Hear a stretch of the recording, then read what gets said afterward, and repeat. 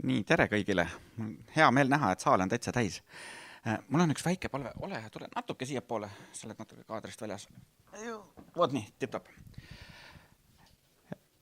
Tere tulemast siis ühele raamatu esitlusele. Mall Laur ja Maria-Kristiina Ulas on teinud ühe suurepärase luuleraamatu nimega Igatsus. Malle luuletused siis ja Maria-Kristiina joonistused, pildid, illustratsioonid. Ja mina olen Valdek, Malle poeg, ja mina siis kujundasin selle raamatu. Aga peamiselt tegelikult ma laseksin meil autoritel rääkida. Ja alustame, Mall, siis sinust. Ehk siis luuletustest. Tutvusta meile. Millega tegu? Tere kõigile minu poolt ka. Mul on tõesti rõõm näha nii palju tuttavaid, sõpru, vanu sõpru, keda ma pole aastakümneid näinud, et leidsite aega siia sellele üritusele tulla. Kui rääkida luuletustest, siis minu suhe luuletustega algas võib-olla päris varakult, sest et isa ju kirjutas laule ja ta ostis peaaegu kõik luulekogud, mis tol ajal ilmusid, nii et eks siis mina ka neid lehitsesin. Ja siis ma eile õhtul mõtlesin, et tuli meelde, et meil oli koolis, meil oli suurepärane kirjandusõpetaja ja aeg-ajalt korraldati meil selliseid deklamatsiooni võistlusi ja ühe võistluse mina koguni võitsin oma klassis, nii et ma pidin minema edasi esinema ja vist oli kogu kooli ees, kui ma siis pidin lugema ühe Juhan Liivi luuletuse. Aga mul ei ole tõesti meeles see, ma tean küll, mis luuletus see oli, aga peas mul ei ole seda enam. Aga jah, ja siis ma käisin ka kirjandusringis teises klassis. Ja oma üllatuseks avastasin mõni aeg tagasi, et ka kooli almanahis oli üks minu luuletus kirjas, mille ma kirjutasin vist põhikooli lõpus, aga sellega mu luuletaja karjäär lõppes päris pikaks ajaks. Aga need luuletused, mida te siin näete, nendel on väikene eellugu.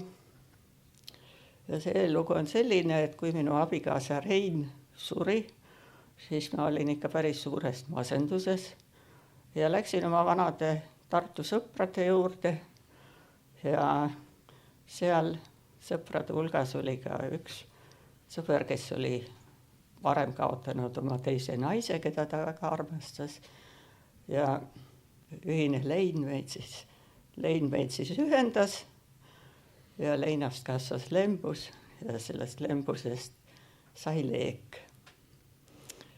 Ja nendest põgusatest kohtumistest toksisin ma vahetu vahel oma telefonisse luulet. Kust see tuli? Miks luulet? Seda ma tõesti ei tea. Sest vaadake, inimestel on selline suhtlemises selline pindmine kiht, mille kaudu me kõik omavahel suhtleme, aga seda, mis meil sisemuses toimub, ega me seda tegelikult ju ei tea. Jah. Ja mina küsin natukene siit kohe veel nende luuletuste osas juurde, et need on küllaltki teistsugused luuletused kui need, mis tavapäraselt nii-öelda silma alla satuvad. Kas sul on ka mõned eeskujud või kes sulle endale nagu luuletuste osas meeldib või on see lihtsalt kõik selline, mis on seest tulnud ja võimalikult väheste mõjudega? No kui luulet üldse vaadata, siis minu meelest luule jaguneb kaheks. Üks on mõtteluule, kus me kohtame selliseid häid mõtted eri sõnamängu ja selliseid tekste, mille lugemise järel me peame võib-olla veel hulk aega mõtlema, et mis see siis nüüd oli. Aga siis on ka lembelüürika, on looduslüürika ja see on hoopis teistmoodi luule. Nüüd luule puhul on minu jaoks alati tähtis rütm ja riim. Ja rütm ja riim on, nii nagu muusikas on rütm ja meloodia. Ja üheks minu suureks eeskujuks on Maria Under, kellel oli tõesti suurepärane rütm, suurepärased riimid ja kes aastal 1919 avaldas sellise täiesti skandaalse luulekogu, mida isegi antikvariaadis siiamaani mitte kuskilt osta ei saa.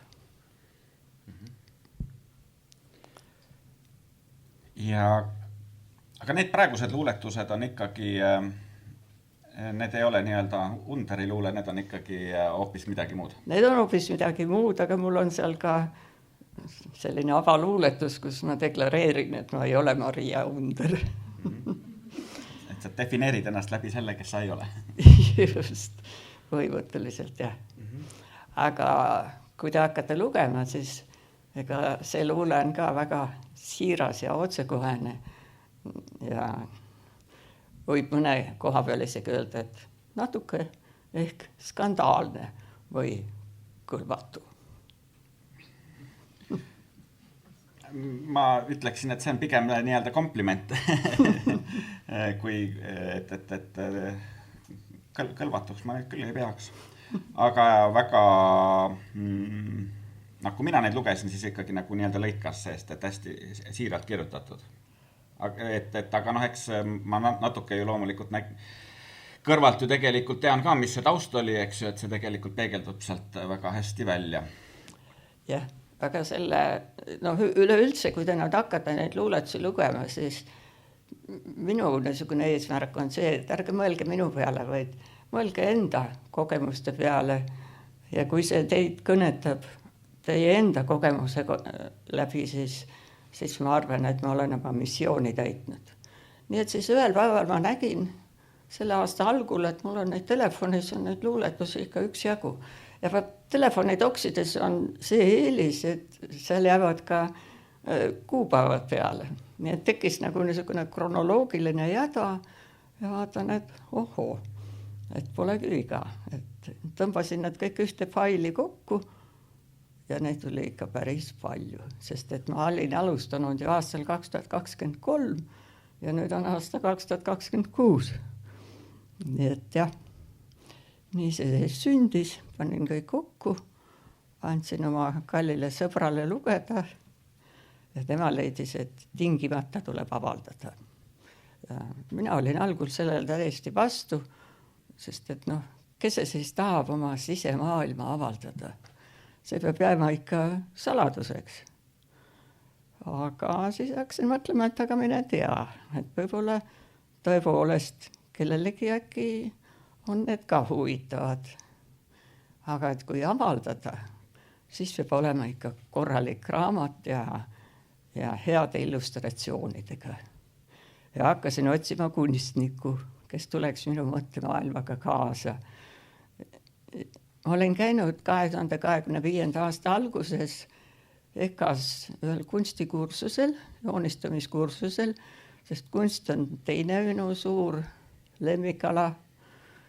Lapsena isegi ma oleks tahtnud minna hoopis kunstikooli, aga suunati mind muusikakooli, mis oli ka tore. Ja selle kursuse juhendaja Brita Benno andis mulle Maria Kristiina Ulase kontakti.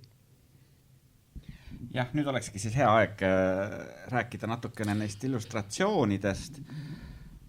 Aga ja jällegi ma siinkohal laseksin pigem kunstnikul endal rääkida, et kuidas teil ennekõike see koostöö nii-öelda algas ja mõne sõnaga äkki võib-olla sellest protsessist ka. Kas need konkreetsed illustratsioonid on seotud mingite konkreetsete luuletustega või oli see pigem selline üldine atmosfäär, millest te lähtusite siin neid joonistusi tehes?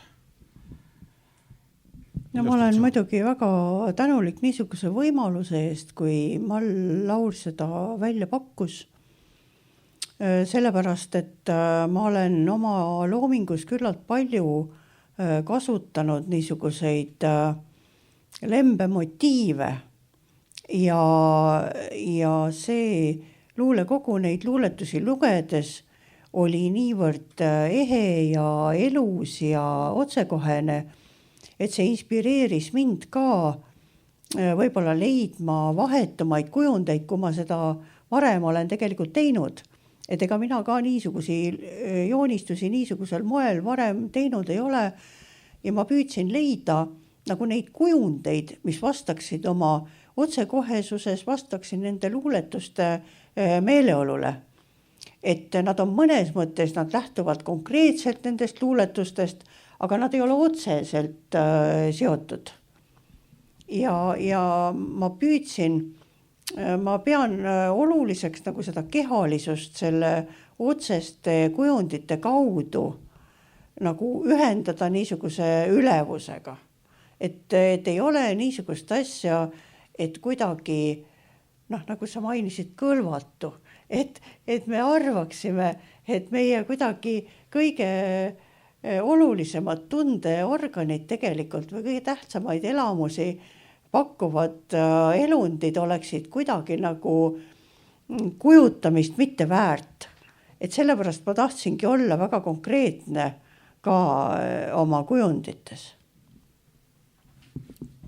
Jah, ja neist kumab läbi nii illustratsioonidest kui siis ka tegelikult luuletustest.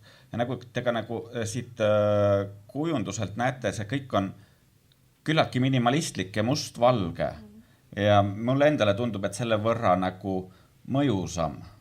Et ka need illustratsioonid keskenduvad justkui sellistele väga kindlatele või väga selgetele kujunditele, hoolimata sellest, et tegu on tegelikult ikkagi abstraktsete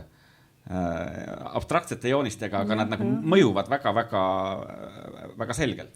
No need luuletused ongi niivõrd just huvitavad selle ühendamise poolest, et see kehalisus üleneb. Et see kehaline elamus, kontakt ja niisugune füüsiline armastus üleneb selliseks kõrgelennuliseks ja teatud niisuguse pühalikkuse puudutusega sündmuseks või toimumiseks. Ja seda ma tahtsin nagu nendes väga nappides, tõesti need on väga napid joonistused, ma tahtsin kuidagi tabada seda hetke, et ma joonistasin ka küllaltki niimoodi järjest ja vabalt ja samas erinevate etappide kaudu. Algusest tuli esimene etapp, siis tegime juurde ja leidusid veel mõned, mis tundusid haakuvad. Ja nii, et mulle tundus, et meil tekkis niisugune huvitav nagu haakumine kuidagi sellise tunde elamuse pinnalt. Et ma veel kordan, et minu meelest on just väga oluline see kehalise kogemuse ülevuse tunne. Ja sellepärast need abstraktsed motiivid ka, et need inimese füüsiliste suguelundite kujundid voolavad niisugusesse abstraktsusesse. Et nagu niisugune luulekujund ja kehaline kujund ja ülev kujund on nagu koos ja seoses. Ma küsiksin viimase küsimuse veel illustratsioonide kohta ja puht tehnilisest vaatepunktist, et kuidas need tehtud on? Kas see on nüüd tint või ühesõnaga meid mõlemit Mallega huvitab? Kuidas sa need joonistasid? No üks ainuke on sulg ja tušš ja üks on ja kaks on siis pintslijoonistus selle akvarelltindiga, mis on siis pööratud siis mustvalgeks. Aga teised on lihtsalt tintempenni, jämedama, peenema tintempenniga. Ja, lihtsalt niisugune vaba käe joonistus. Ja võib-olla siis nüüd teema nii-öelda selle vestluse vaikselt kokkutõmbamiseks. Sa esitad meile ka paar luuletust. Kas sa tahad neist natuke rääkida nende tausta mitte küll nüüd ülemäära palju avades, sest et jätame nüüd nii-öelda publikule ka tõlgendamisruumi, et kõik ei ole mõtet nagu nii-öelda lahti rääkida, aga mul endalgi tekkisid mõned küsimused nende luuletuste osas, aga ma siin ei hakkaks neid küsimusi otseselt nagu välja võtlema, vaid lihtsalt pigem annaksin sulle vaba mikrofoni, et kas sa tahad mõnda neist mõne sõnaga ka kommenteerida või et mis publikut ees on ootamas? No võib-olla see niisugune leinaluuletus Liblik kirstu ümber tiirles, et see oli tõepoolest nii. Oligi siis, kui oli Reinu Matused, seal kabelis üks must liblikas. Ja see jäi väga meelde ja sellest siis sündis see luuletus. Aga mitte kõik ei ole siin selline lembelüürika ega leinalüürika, vaid on ka natukene satiiri, nagu see isamaaline õige, et seda tuleb just võtta iroonia võtmes, aga ka natukene võib-olla kriitikanooli poliitika suunas, kes siis kutsutakse tagasi meie välismaale tööle läinud noori. Ja viimane, mida ma esitan, Mina olen, see on omamoodi manifest.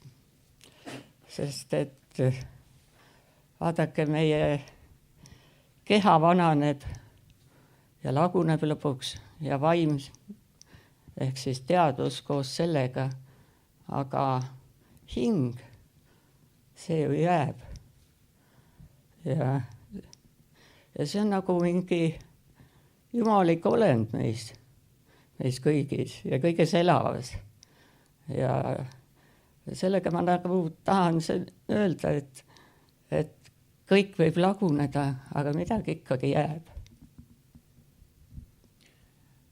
Ja siin ongi nüüd vist hea koht vestlusele joon alla tõmmata ja edasi minna muusika ja luulega. Jah, mul on iga luuletuse taustaks valitud ka muusika, mis algab. Tähendab, algusest tuleb muusika ja siis ma esitan luuletuse.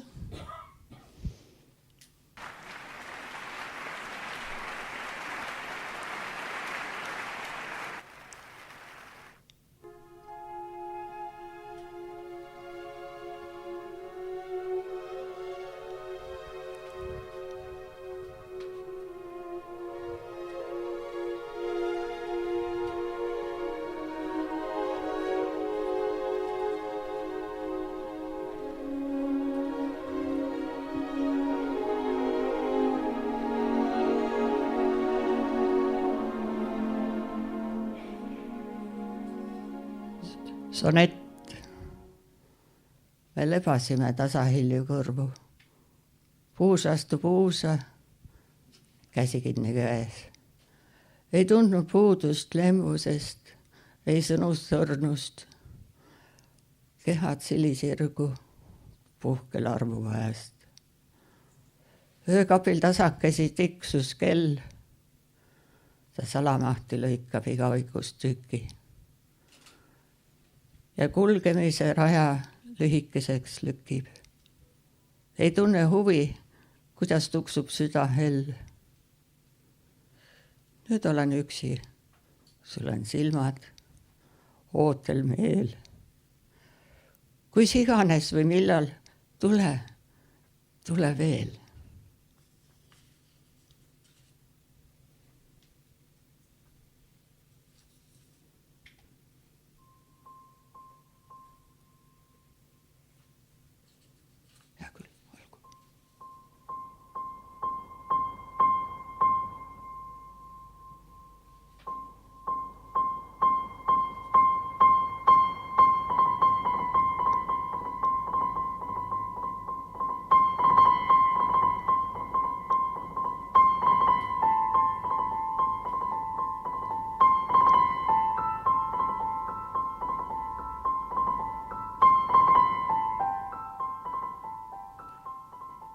Liblik kirstu ümber tiirles.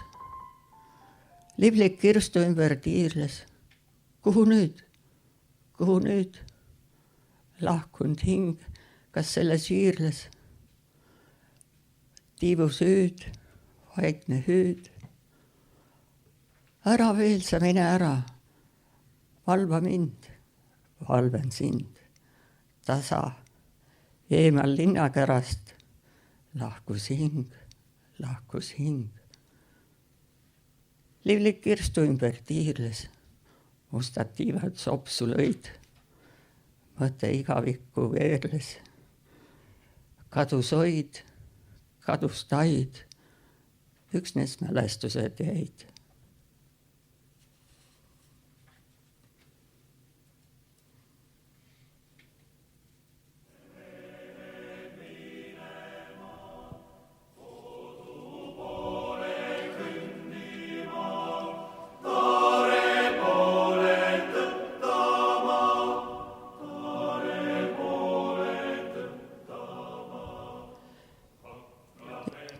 Isamaaline hõige, tule, Kalev koju, hüüa koju viimanegi roju.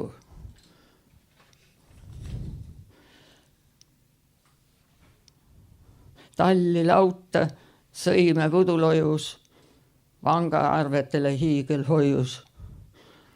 Kari lapsi seelikute sabas, uste ette rasked rauast tavad, et ei tuleks võõras siia kaema.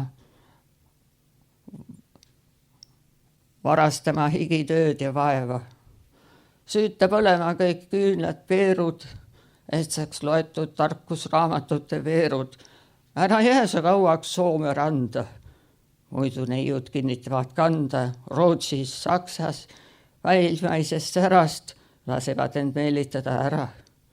Maha jäävad naised õelad, keda kaema siia saatnud murjam. Tule kiirelt koju, Kalev. Ootame sind punetavas paled.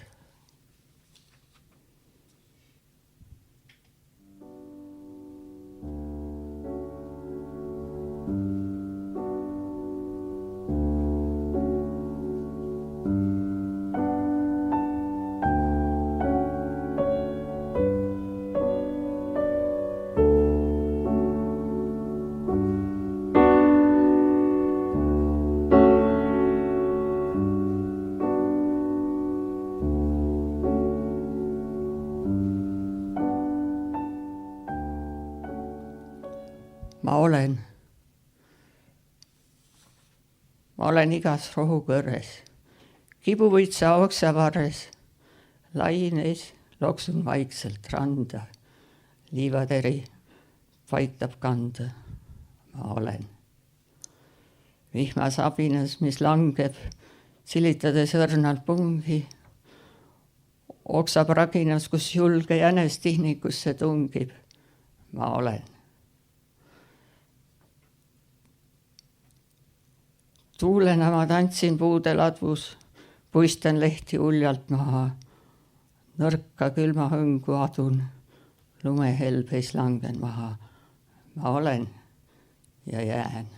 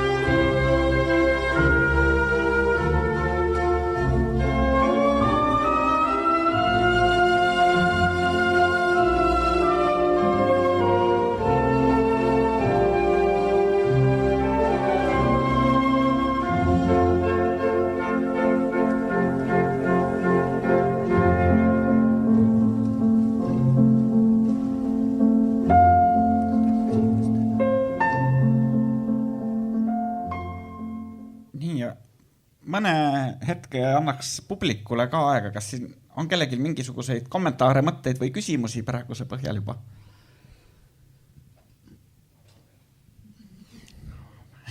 Et kõigepealt tuleks läbi lugeda, jah? Aga ega me teid siis kohustuslikult siin küsima ei sunni, et meil on toodud siin ka natukene kringlit ja kes soovib, siis saab endale ka selle raamatu osta. Kas Mall annab sinna ka autori allkirja ja Maria-Kristiina samuti, juhul kui... Jah, sest et see on ju mitte ainult luulekogu, vaid see on ka ikka kunstikogu. Absoluutselt, see on ikkagi kaks asja koos, mis tegelikult teineteist väga hästi täiendavad. Mina siinkohal panen mikrofoni ära ja lasen siis asjadel omasoodu edasi minna. Et ühesõnaga, aitäh kõigile, kes kohale tulid. Oli väga tore, et nii palju siin näha.